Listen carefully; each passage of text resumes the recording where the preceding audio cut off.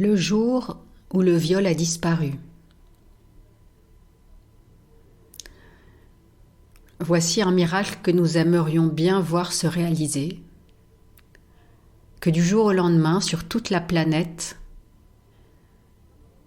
le viol est totalement sorti de l'espace mental des êtres humains.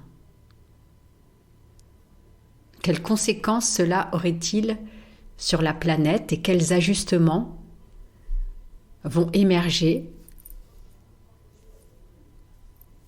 pour rétablir un nouvel équilibre sur la Terre? Si le viol n'existait plus, quels seraient les changements sur la Terre? Avec cette supposition se crée la possibilité de revenir sur cette pratique de violence sexuelle, vieille comme le patriarcat,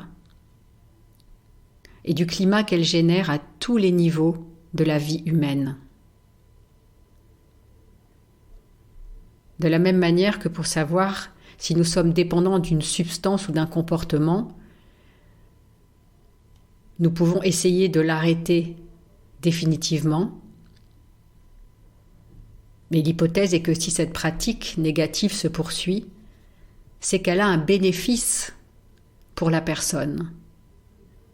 Et donc, si le viol se perpétue encore dans notre société, c'est qu'elle a un bénéfice pour notre société.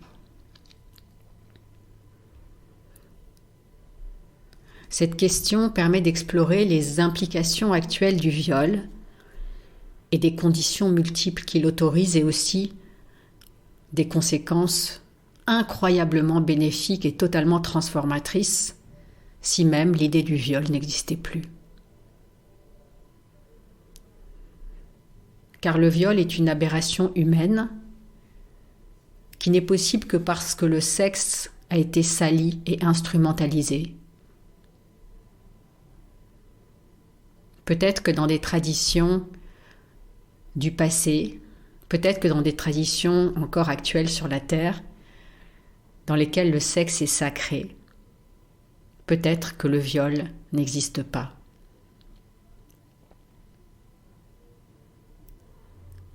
Si le viol n'existait plus, le pouvoir ne pourrait plus se retourner avec haine contre les femmes.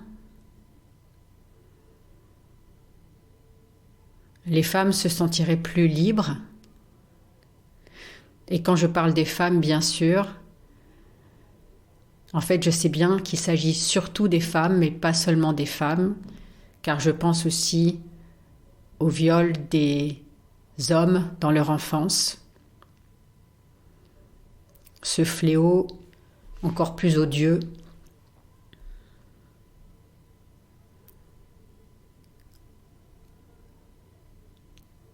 Si le viol n'existait plus,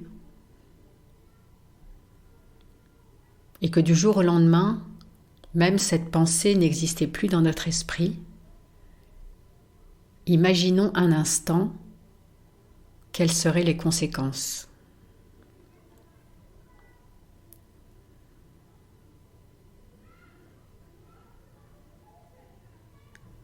La fin de la peur, la fin de son emprise, la fin de la religion, la fin de la répression morale, la fin du capitalisme, la fin du travail forcé, la fin du consumérisme, la fin de la pauvreté, la fin du pouvoir, la fin du patriarcat, la fin des problèmes, la fin de l'anticipation.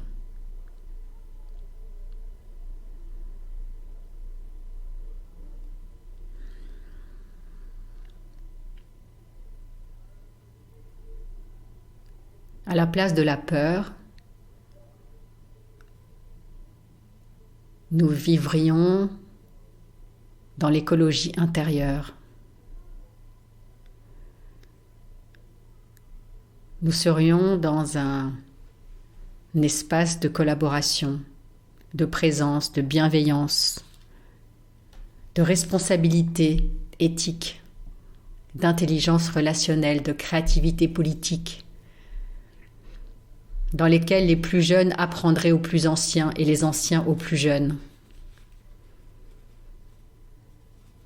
Il y aurait l'école du silence, le métadialogue, la méditation du cœur, des symboles et rituels positifs, une gratitude pour la vie que nous avons.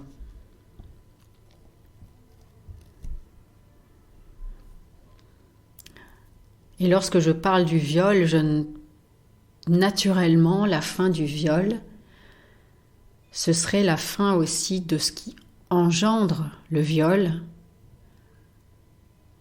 c'est-à-dire la violence. Cette violence qui émerge elle-même de la souffrance, d'une souffrance à tous les étages de notre société.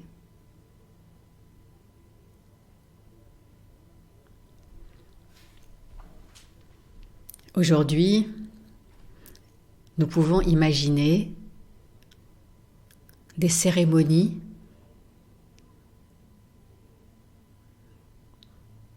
pour remettre l'accord, l'amour et la joie au cœur de la société. Il faudrait pour cela réinventer des rituels. Par exemple, celui du rituel des femmes, qui consisterait à dire « Je reprends le pouvoir que j'ai donné inconsciemment à mon père et aux hommes de décider de mon bonheur et de ma souffrance. Je suis maintenant une femme libre. » Une autre cérémonie pour les hommes. Je reprends le pouvoir que j'ai donné inconsciemment à ma mère et aux femmes de m'enlever ma puissance.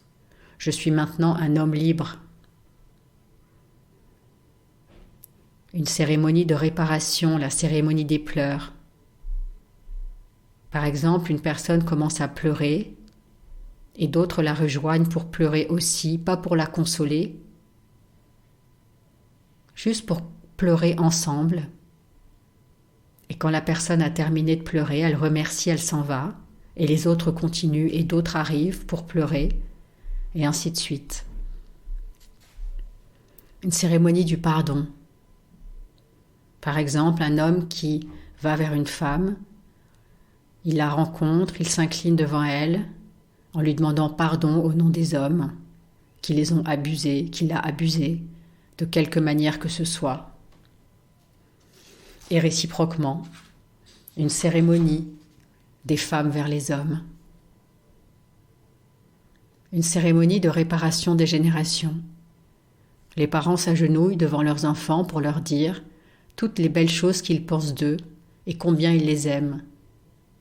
Ils diraient « Merci, nous nous rendons compte à quel point nous sommes chanceux de vous avoir accueillis dans notre famille. Nous sommes fiers de vous, vous êtes merveilleux. Et nous vous aimons chacun pour ce que vous êtes. Alors voici ce que nous avons à dire à chacun de vous. » Et ils continueraient avec des paroles dédiées à l'un et l'autre de leurs enfants. La cérémonie de l'intégrité. Je déclare qu'à partir de ce jour, je suis la gardien ou gardienne de mon intégrité physique, psychique et spirituelle. Mon corps, mon esprit, mon être sont uniques et je les respecte. Une cérémonie de l'amour de soi. Aujourd'hui, je laisse aller tous les jugements sur moi et j'entre dans la bienveillance de l'amour. Je suis aimable tel que je suis et j'accepte le meilleur de la vie. Cérémonie du cœur à cœur. En signe de reconnaissance, 2 personnes, face à face, placent la main au centre du cœur de l'autre, au milieu de la poitrine, et en se regardant, se disent Je suis toi, tu es moi, au service du cœur de la terre, au service de l'amour universel.